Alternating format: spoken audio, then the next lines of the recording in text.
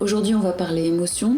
On va vraiment, je vais prendre du temps pour vous partager ce que moi j'ai, grâce à mes années aussi d'exercice en tant qu'hypnothérapeute, au travail que je fais, mais aussi grâce à la vie tout court.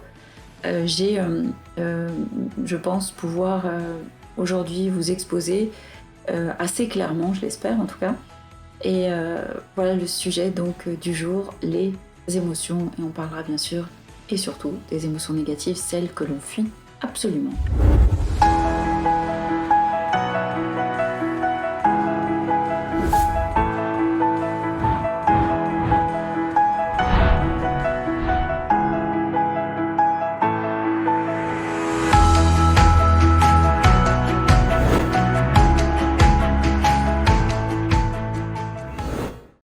Bienvenue sur votre podcast. Je m'appelle Frédérique Lesourd, je suis hypnothérapeute et j'aide les gens passionnés par le développement personnel et par l'hypnose à devenir eux aussi des hypnothérapeutes performants. Alors c'est parti donc pour ce podcast sur les émotions. Les émotions, c'est pas moi qui vais vous apprendre ce qu'elles sont. Dans la plupart de nous savons tous plutôt ce que sont les émotions. Il y a bien sûr les émotions positives qu'on aime, telles que la joie, la sensation de se sentir aligné, de se sentir gai, etc., qui revient à la même chose que la joie d'ailleurs, dans la réussite, des choses positives de notre vie. Et puis il y a ces émotions négatives qu'on fuit un petit peu, absolument d'ailleurs, pas un petit peu, qu'on n'aime pas, telles que la peur, la colère et la tristesse, qui sont quand même les émotions qui viennent en premier lieu et qu'on entend énormément en séance de thérapie. Et ces émotions donc, qui effraient, qui sont pourtant totalement légitimes, mais qui en une journée on est traversé par des moments de joie, de plénitude, de bien-être, de détente, de plaisir, et puis par d'autres moments où on a un sentiment un peu différent. Alors c'est aussi important de bien dissocier l'émotion telle qu'on la nomme, on la qualifie, du sentiment qui va avec. Donc je vais y revenir également, notamment la peur.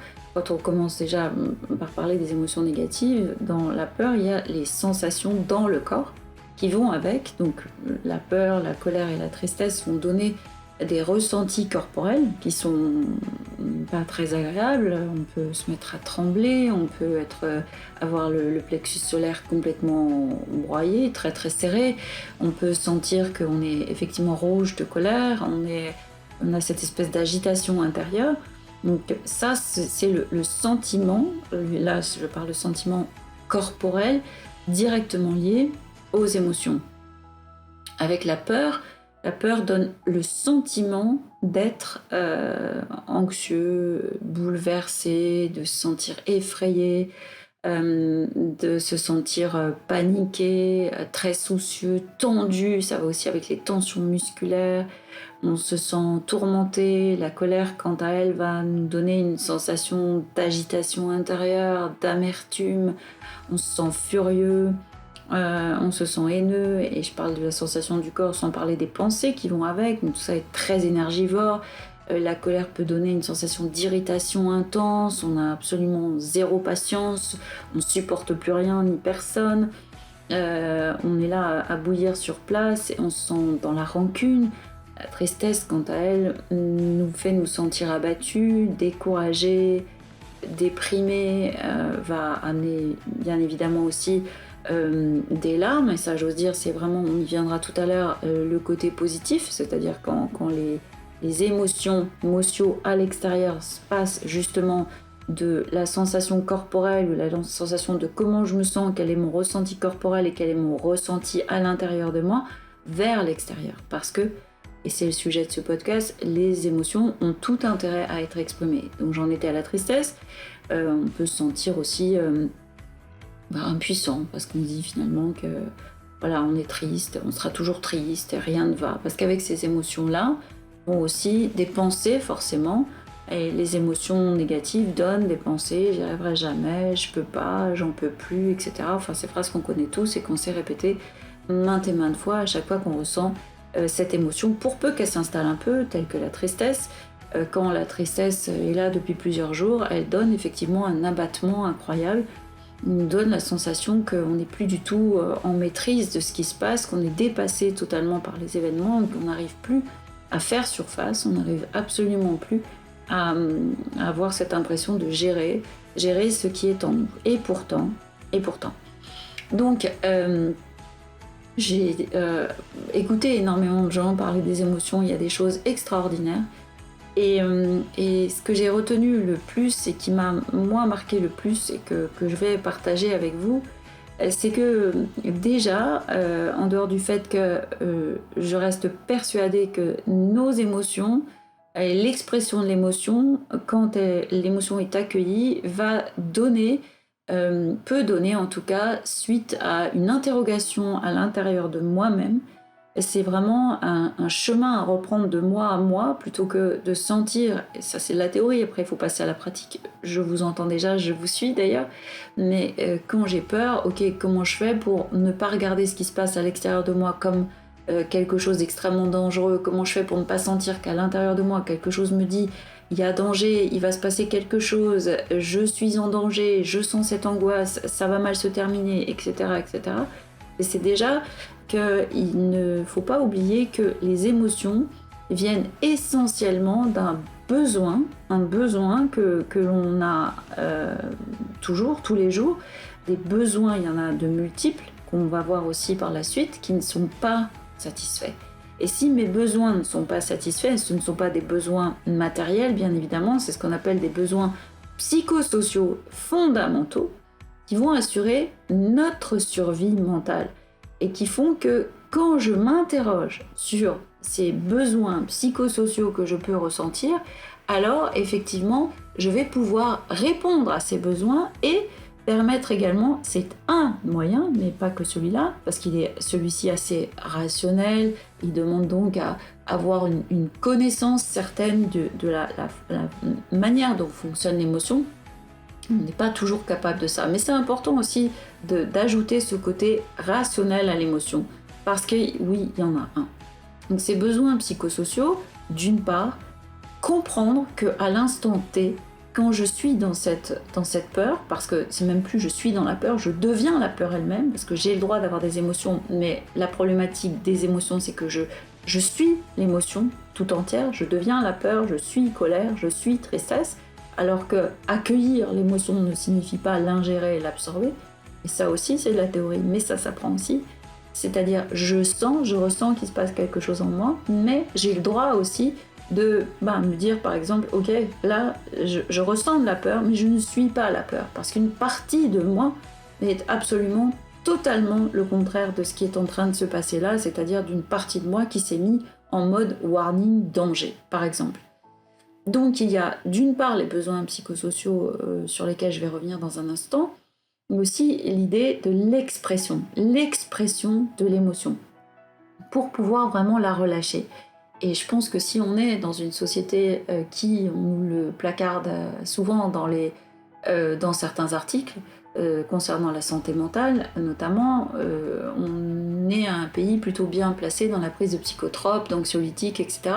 Parce que justement, cette tristesse ou la sensation d'angoisse ou même la colère, puisque je vois des gens des fois qui viennent me voir parce que leur problématique c'est vraiment la colère, et tout ça devient insurmontable. Et alors ça c'est un adjectif qu'on peut utiliser, c'est incontournable, je suis toujours en colère, je ne peux pas faire autrement, je me sens toujours triste ou j'ai toujours peur. Donc dans telle situation, on revient à chaque fois cette impression que c'est ingérable, c'est insurmontable, enfin un IN signifiant la négation, je ne peux pas, je ne suis pas capable de, non gérable, non négociable et insupportable également, parce que ces sensations qui s'activent dans le corps deviennent vraiment quelque chose de effectivement insupportable.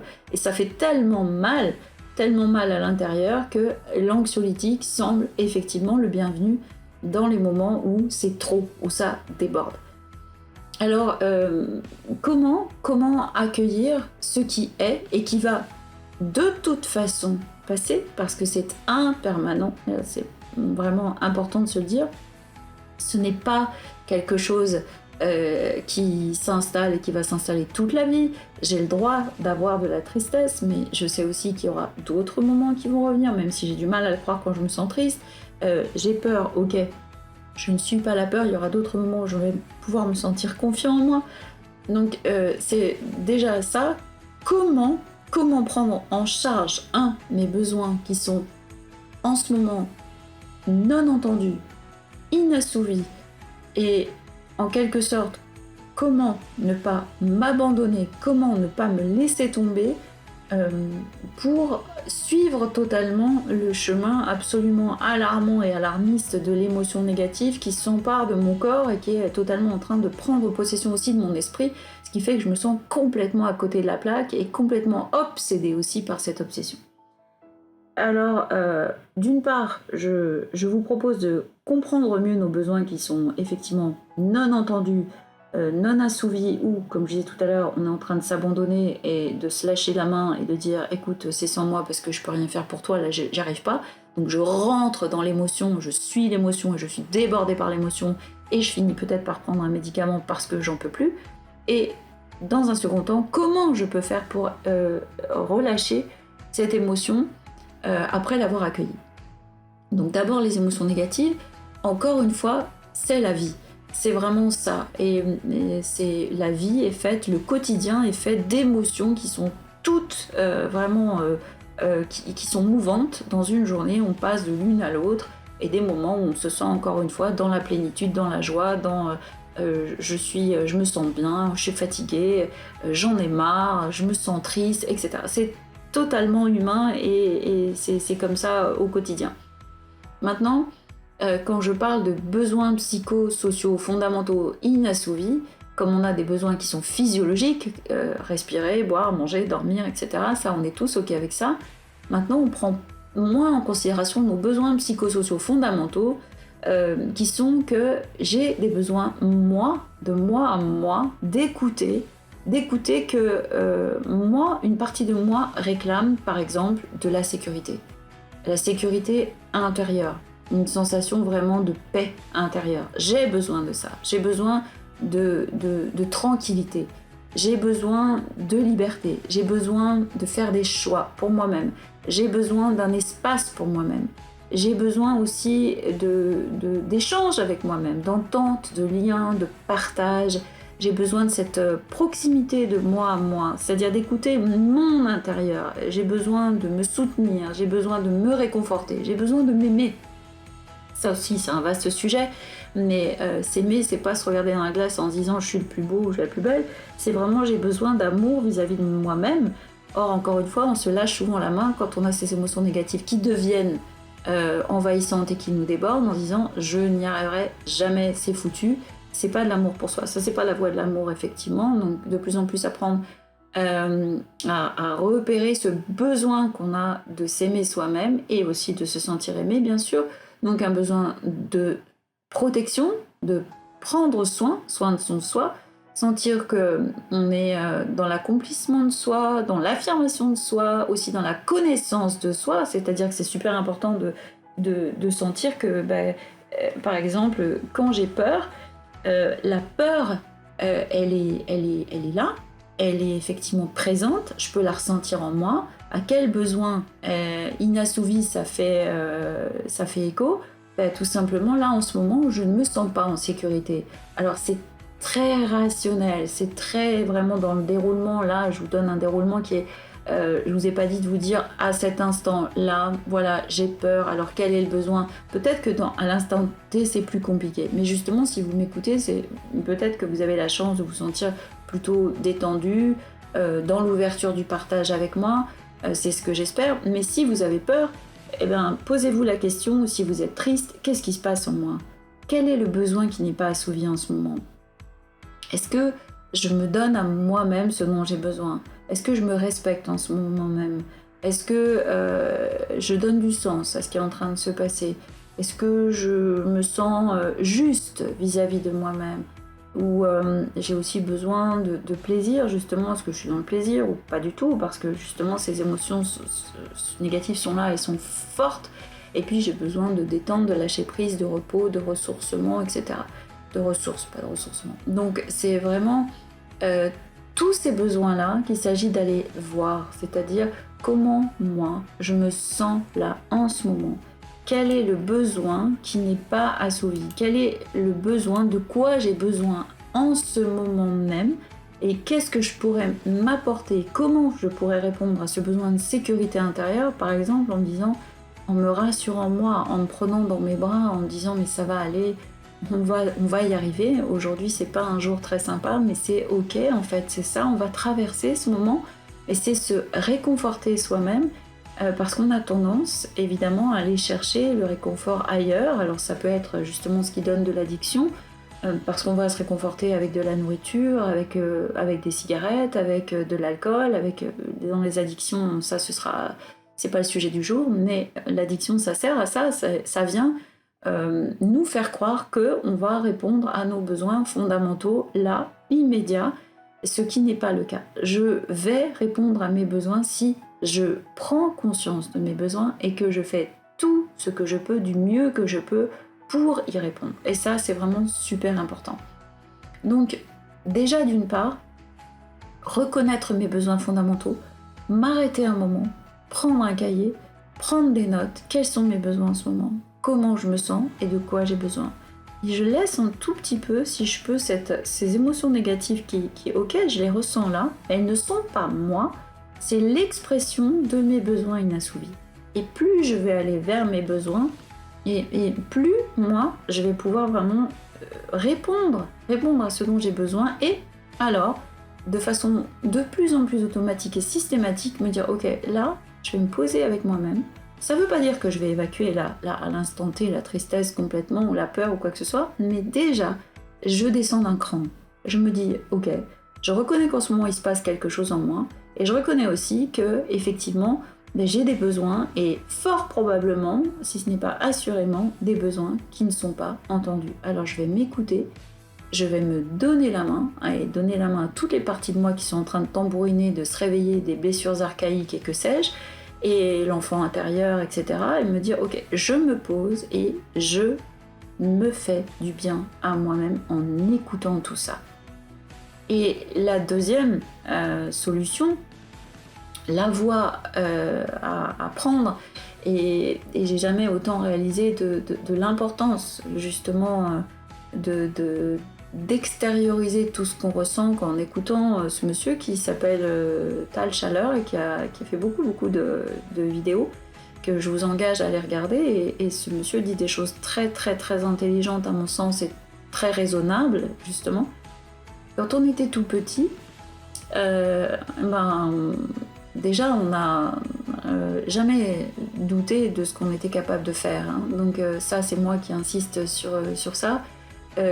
C'est-à-dire que toute personne qui n'a absolument aucun problème psychomoteur marche aujourd'hui, et ça veut dire que l'enfant qui est tombé, qui s'est relevé, puis qui est tombé, puis il s'est relevé, qui est tombé, qui a pleuré, qui s'est roulé par terre parce qu'il en avait marre, un jour il marche. Et il a ce sourire aux lèvres parce que nous tous qui n'avons absolument pas de problème psychomoteur, nous nous sommes mis à marcher un jour. Et aucune partie de nous n'est venue nous casser les pieds en disant « là, tu n'y arriveras pas ». Mais on avait ces fameuses émotions, c'est-à-dire je tombe, je me suis fait mal, alors je pleure parce que ça fait mal, je pleure parce que je suis en colère, parce que j'y arrive pas. Parfois, certainement, l'enfant a peut-être eu aussi peur de se relever, et puis les enfants qu'on a été, peur de se faire à nouveau mal. Fort probablement, je sais pas, c'est pas quelque chose dont je me souvienne vraiment, mais en tout cas, c'est enregistré à l'intérieur de nous. Et les émotions, quand on a aussi le tout petit enfant, les exprime. C'est-à-dire que quand il pleure, il se lâche, le bébé pleure, le bébé hurle même, parce qu'il a des besoins qui sont non assouvis, parce qu'il a faim, parce qu'il a trop chaud, parce qu'il est mouillé, et on a bien du mal à comprendre parfois ce qui se passe, ou tout simplement parce qu'il n'est pas bien, parce que ça va pas, et que ses besoins sont inassouvis, et personne n'arrive à les prendre en charge, ces besoins. Alors, ça nous choque pas tellement de voir un enfant d'1 an se rouler par terre, et puis après, bon, quand il a exprimé sa colère, il passe, ça va mieux, tout à coup c'est vraiment ce que j'appelle le tsunami émotionnel, c'est l'arc-en-ciel avec toutes ses couleurs à l'intérieur, et puis ça va mieux, alors il sourit, il rit, et puis tout à coup il pleure à nouveau parce que il est triste, ou bien on va le coucher, il est pas content, il exprime cette colère à nouveau. Puis il y a des moments où il se sent un peu triste parce que sa maman vient de partir et qu'il est en pleine crise de la séparation, alors il pleure. Et puis il y a un moment donné où ça se gâte, tout ça. Et cet enfant qui a appris à exprimer ce qui est à l'intérieur de lui, à le laisser aller, et qui finalement, j'espère qu'en vous parlant, vous voyez peut-être le visage de vos propres enfants, ou bien tout simplement, on a déjà vu des enfants se rouler par terre, ou pleurer, ou éclater de rire aussi. C'est spontanéité, créativité, c'est je suis le cours de mes émotions et je me demande pas si c'est bien, si ça se fait, si ça se fait pas. Et c'est vrai que l'adulte, forcément, va éduquer son enfant, lui apprendre que là, non, c'est pas l'endroit pour le faire, etc. Et c'est là que ça se gâte un peu, même si bien sûr, il s'agit d'apprendre à l'enfant à ne pas taper, à ne pas être agressif, à garder bien sûr certaines règles, mais l'expression de l'émotion, elle, est bonne.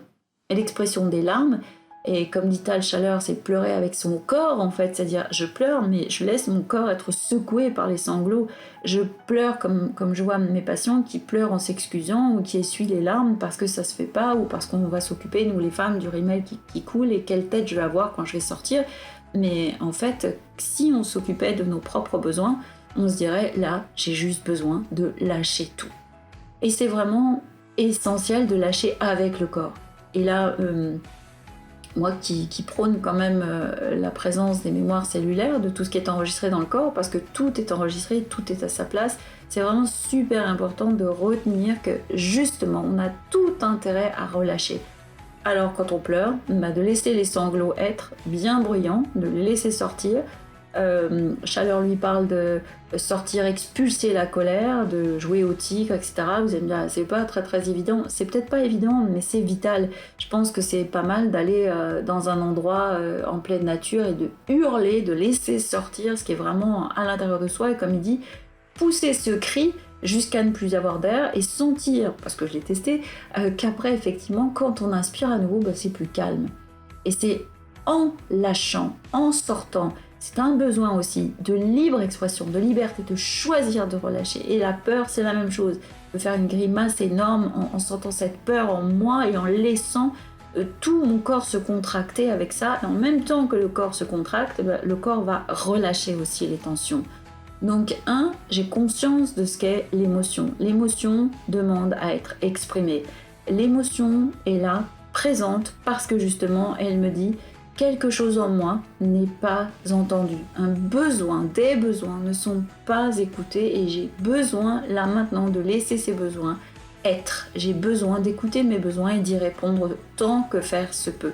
J'ai besoin d'amour, j'ai besoin de partage, j'ai besoin de lien, j'ai besoin d'affection, j'ai besoin de me donner certaines choses à moi-même, j'ai besoin de plaisir, j'ai besoin de détente. Voilà, ça c'est super important. Dans un second temps, je lâche et je relâche. Je laisse aller, je laisse sortir et je permets à mon corps une vraie expulsion de ce que j'ai trop retenu, trop contenu à l'intérieur. Et c'est ça, plutôt que d'être de bons petits soldats qui apprennent que montrer ses émotions, ça se fait pas. Ce qui donne des choses un peu incohérentes, puisqu'on est toujours dans un espèce de théâtre.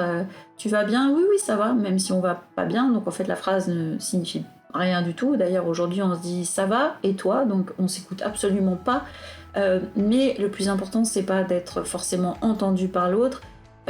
C'est surtout de pouvoir se soulager soi-même, d'être intègre vis-à-vis de soi-même, de ne pas se mentir à soi. Je ne vais pas bien, c'est ok. Je me sens triste, c'est ok. J'ai peur, c'est ok. Je me sens plein de colère, c'est ok. Maintenant, phase 2, je suis celui qui peut vraiment être acteur de sa vie. Je suis responsable de ces émotions qui sont en moi et je vais être responsable de ce que je vais en faire. Est-ce que je les garde et il y a de fortes chances pour qu'elles montent et qu'elles montent encore et que cette tristesse devienne plus, encore plus forte, ou d'autres émotions négatives, ou bien je me donne le droit d'être, de ressentir, d'avoir des besoins. Je vais les expulser, je vais expulser ces émotions en reconnaissant mes besoins et après en donnant le mouvement du corps aussi qui va avec l'expulsion de l'émotion. Et Vraiment, c'est vraiment quelque chose qui me tient beaucoup à cœur parce qu'en étant hypnothérapeute, on est thérapeute et quand on aide vraiment les gens à sentir tout ça, alors ils se sentent vraiment beaucoup mieux avec eux-mêmes. Voilà, j'espère que vous avez eu autant de plaisir à écouter ce podcast que j'ai eu à le faire et à le partager avec vous-même. Je reste bien sûr toujours très présente et très réactive à vos questions, à vos interrogations, à vos retours et à vos propositions de podcasts suivants. Je vous dis à très vite et prenez soin de vous.